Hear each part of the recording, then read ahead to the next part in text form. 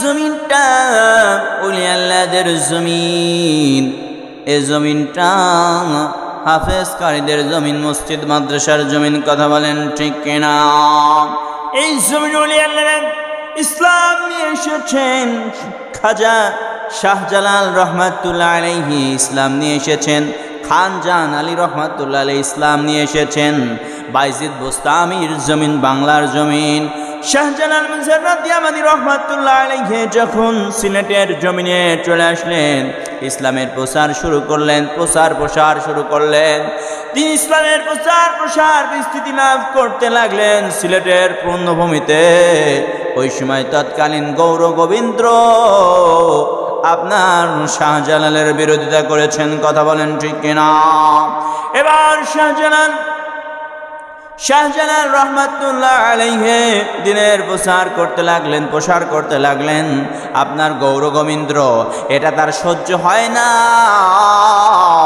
গৌর গোবিন্দ্রর সঙ্গে আপনার যুদ্ধ বেঁধে গেল।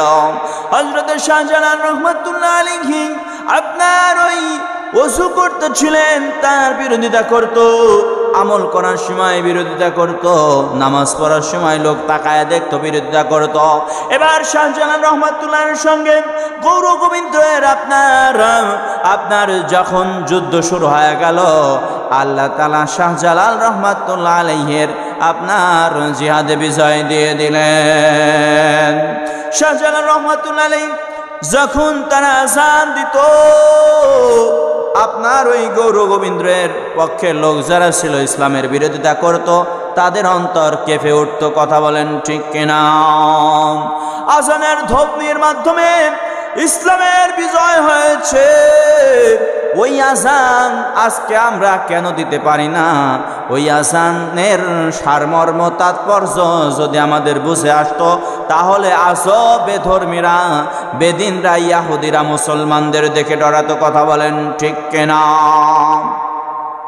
হযরত শাহজালাল রহমাতুল্লাহ আলাইহি সুন্দর করে তখন আযান দিতেন। আশহাদু আল্লা ইলাহা ইল্লাল্লাহ,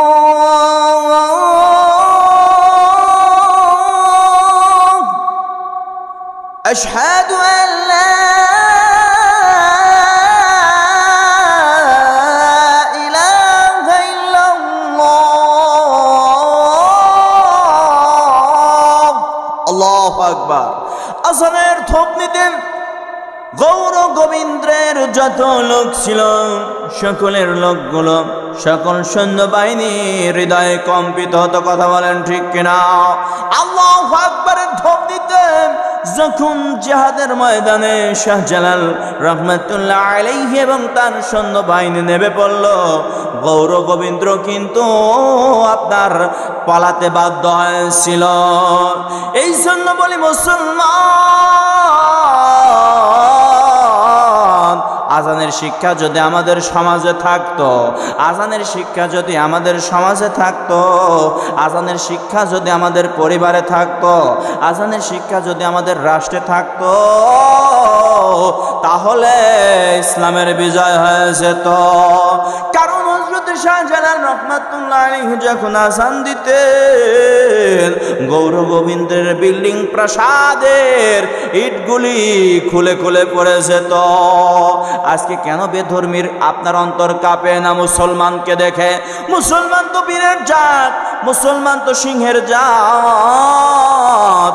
এই মুসলমানকে দেখে বেধর্মীরা আগে থর থর করে কাঁপত।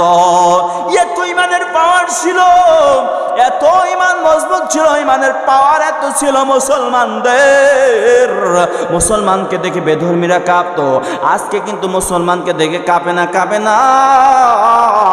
আর শুধু মুসলমানদের বিরুদ্ধে ষড়যন্ত্র করে, আর মুসলমান নিধনের পায়তারা চলছে। কথা বলেন ঠিক কিনা?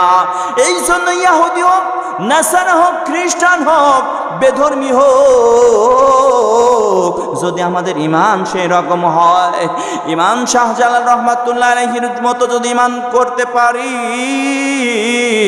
বাইজিদ বুস্তামির মতো যদি আমরা ঈমানদার হয়ে যেতে পারি, আমরা যদি সাহাবীদের ঈমান নিয়ে আলোচনা করি, সাহাবীরা কেমন ঈমান এনেছিল, সাহাবীরা নবীর কথা কেমন ভাবে মেনে নিতেন, তারা অ্যাক্টিভ ভাবে মেনে নিতেন, আল্লাহ রাসূল যা বলতেন তা তারা শুনতেন, পালন করতেন অক্ষরে অক্ষরে। আমরা যদি নবীর সুন্নাতকে যদি অক্ষরে অক্ষরে পালন করি, তাহলে আমাদের কল্যাণ রয়েছে, ইসলামের বিজয় হবে, মুসলমানদের বিজয় হবে। কথা বলেন ঠিক কিনা? এই জন্য আমাদেরকে